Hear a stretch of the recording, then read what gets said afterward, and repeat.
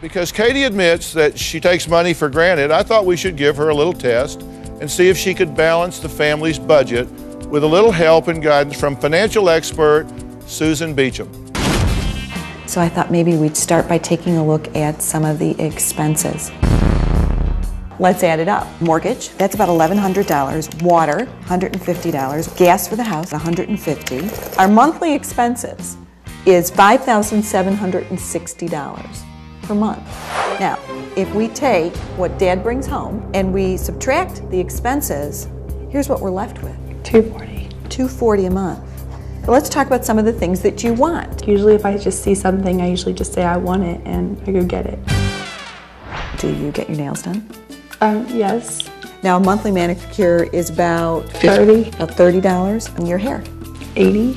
$80? Okay. Yeah. But I feel like the whole manicure and getting the hair done is what every teenager does. If you can't afford it. I don't understand why I can't afford it.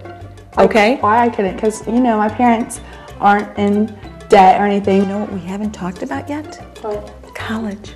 Out-of-state school for Katie is going to cost $50,000. That's why I focus on making good grades and plan on getting a full ride. So, if you don't get a full scholarship, what are you going to do?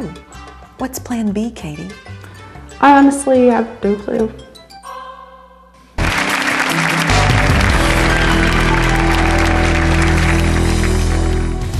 How do we, as parents, talk to our kids about money in such tough economic times? Are you going to go shopping? Take a list.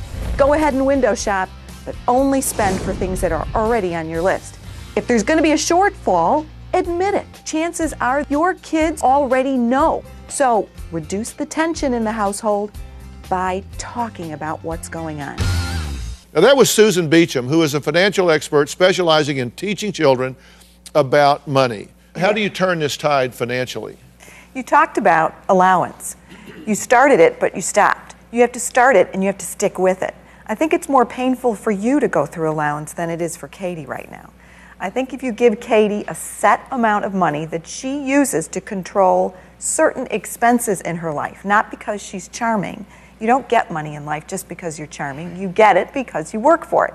So give her a couple of expenses that she can manage, and then Katie will all of a sudden be making decisions about her money, not your money. Let's talk about the worst money mistakes that you say parents make. Number one, you say thinking controlling the money flow equals controlling the outcome of the child's life. It's just not true. I think we like to think as parents that we can control our child's decisions when we're paying for them. But you know what? Ultimately, our child leaves home and makes their own decisions, and they will reflect what they've learned. And if they haven't learned anything, you're going to see that behavior. You say another big mistake is not teaching that financial independence can actually feel good. The same way your child felt good when they first learned how to tie their shoes. Do you remember how proud you were? Do you remember how proud they were? That's the same thing that happens when a child learns how to make good decisions with money.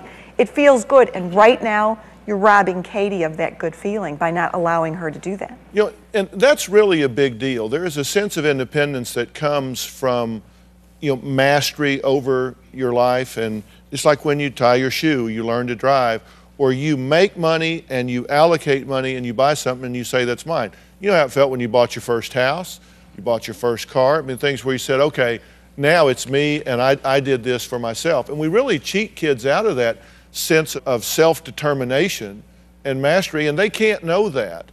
I mean, there's no way she could come and say, Mom, I need to feel some mastery in my life, so let me pay for things. Yeah. That's not going to happen. That's the parent's job. Right. You say hiding money mistakes from kids is a mistake.